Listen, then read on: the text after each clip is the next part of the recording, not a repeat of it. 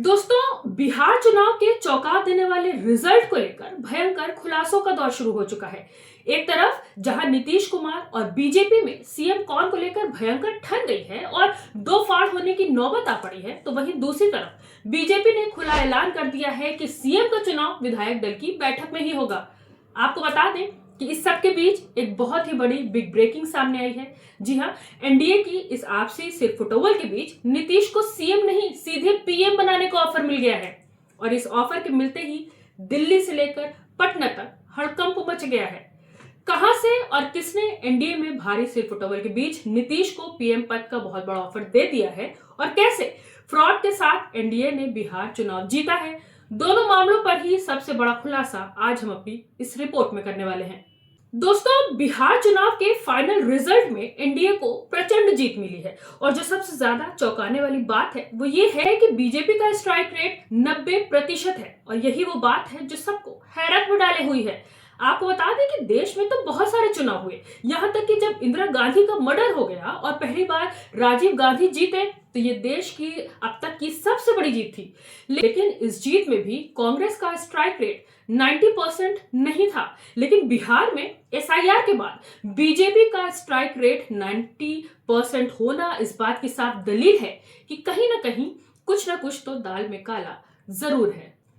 वैसे आपको बता दें कि संजय सिंह और कांग्रेस खुलेआम ये कह रही है कि भाई कुछ नहीं बल्कि बिहार चुनाव के रिजल्ट की पूरी दाल ही काली है और वो इसलिए क्योंकि बिहार में पीएम मोदी की बैसाखी नीतीश कुमार है और हर हाल में बिहार को बचाना पीएम मोदी की कुर्सी के लिए जरूरी था और अब वही हो गया है। आपको बता दें कि अजय माकन और तेजस्वी यादव ने तो बिहार चुनाव के रिजल्ट को मानने से ही इनकार कर दिया था और बातें यहां तक भी सामने आई कि जल्द ही महागठबंधन के विधायक इस्तीफा दे सकते हैं।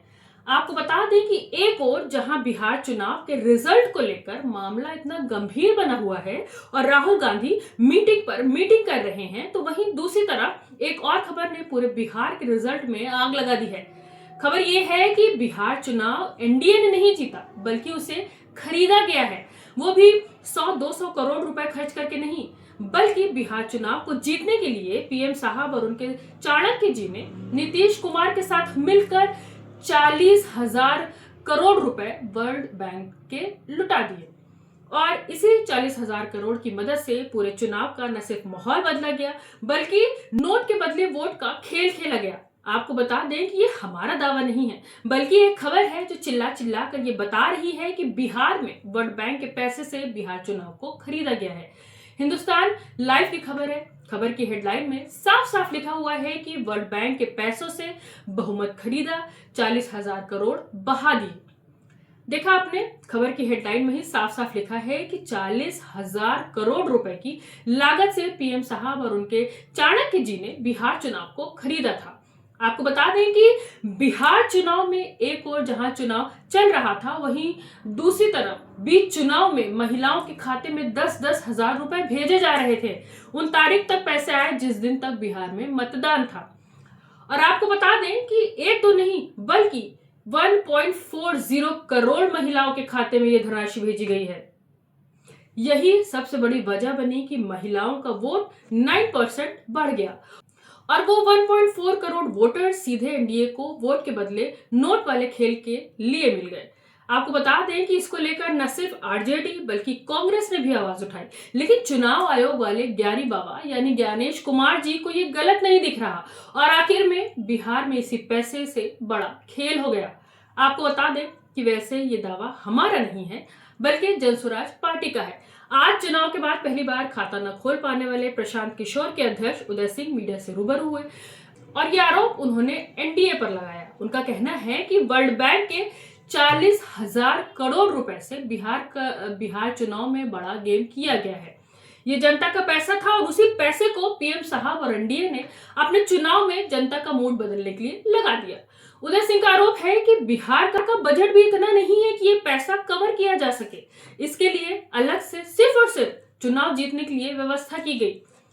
आपको बता दें कि 2 दिनों से जब से रिजल्ट आया है, ज्ञानेश जी के चुनाव आयोग पर आरजेडी के वोट परसेंट सबसे ज्यादा 23% और सीटें सबसे कम होने के साथ ही बिहार में कुल वोटर्स 7.42 करोड़ से ज्यादा 7.45 करोड़ वोटर्स के मतदान करने का आरोप लग रहा है।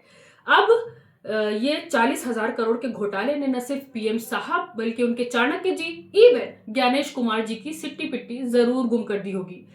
लेकिन इन सब के बीच नीतीश बाबू सीएम बनने के लिए तैयार है और जेडीयू ने खुले तौर पर उनको सीएम बनाने का ऐलान कर दिया है। लेकिन पीएम साहब और उनके चाणक्य जी का सपना रहा है कि बिहार में अपना सीएम हो, और जब बीजेपी का बिहार में स्ट्राइक रेट 90% हो गया है तो वो अपना सीएम बनाने के लिए ललायित है और बार बार यही गुहार लगा रहे हैं कि विधायक दल सीएम का चयन करे। लेकिन आपको बता दें कि इसमें भी पीएम साहब और उनके चाणक्य जी का दाव गलत पड़ गया है, क्योंकि चिराग पासवान कल सुबह ही नीतीश को अपना सीएम घोषित कर चुके हैं और जीतन राम मांझी और खुशवाहा पहले से ही नीतीश बाबू के समर्थन में है। ऐसे में बिहार में पीएम साहब और उनके चाणक्य जी का जो सपना है फिर से चकनाचूर होता हुआ लगभग तय दिख रहा है। अगर ये मान भी लिया जाए कि चिराग उन्होंने अपने साथ मिला भी लिया तो भी मांझी और खुशवाहा किसी कीमत पर नहीं मानेंगे। हालांकि इन सब के बीच नीतीश के पास इंडिया गठबंधन में जाने का रास्ता भी खुल गया है, क्योंकि महागठबंधन को 36 सीटें मिली हैं और अगर नीतीश बाबू के 85 सीटों को जोड़ दिया जाए तो आंकड़ा 1-1 का हो जाता है। अब क्योंकि 5 सीटों वाली एआईएमआईएम पहले ही नीतीश कुमार को 5 सीटों का ऑफर दे चुकी है, तो ये तीनों पार्टियां मिलकर बिहार में अपनी सरकार बना सकती हैं। आपको बता दें कि असदुद्दीन ओवैसी की एआईएमआईएम अपने एक्स हैंडल पर एक पोस्ट साझा किया था और जिसमें चौंका देने वाली बात कही थी। आप भी देखिए कि क्या कुछ लिखा हुआ है एआईएमआईएम ने। हम हमेशा जोड़ने की राजनीति करते हैं, तोड़ने की नहीं, इसलिए अभी भी मौका है। एआईएमआईएम मुख्यमंत्री, जेडीयू 2 उप मुख्यमंत्री और 20 मंत्री, राजद 6 मंत्री, कांग्रेस 2 मंत्री, सीपीआईएमएल 1 मंत्री, सीपीआईएम 1 मंत्री इक्वल टू सरकार। नीतीश कुमार प्रधानमंत्री उम्मीदवार 2029। देखा आपने कि नीतीश को पीएम कैंडिडेट बनाना एआईएमआईएम चाहता है, लेकिन आपको यह भी बता दें कि बातें बचकानी भी है और गैर मुमकिन भी। लेकिन ये बात सही है कि अगर नीतीश को बीजेपी ने सीएम नहीं बनाया तो एक बात तो साफ है कि इंडिया अलायंस के आने पर न सिर्फ वो सीएम बल्कि सीधे पीएम बन सकते हैं, क्योंकि चंद्रबाबू नायडू से उनके रिश्ते अच्छे हैं और ऐसे में वो मोदी और शाह को जोर का झटका देने की स्थिति में है। लेकिन ऐसा होना इसलिए भी मुश्किल लगता है क्योंकि जैसे ही नीतीश के तेवर बदले तो तुरंत मोदी शाह बैक पर आ जाएंगे, क्योंकि बिहार की नहीं सीधे दिल्ली की कुर्सी फंस जाएगी और ऐसे में आखिर में नीतीश का सीएम बनना लगभग तय माना जा रहा है।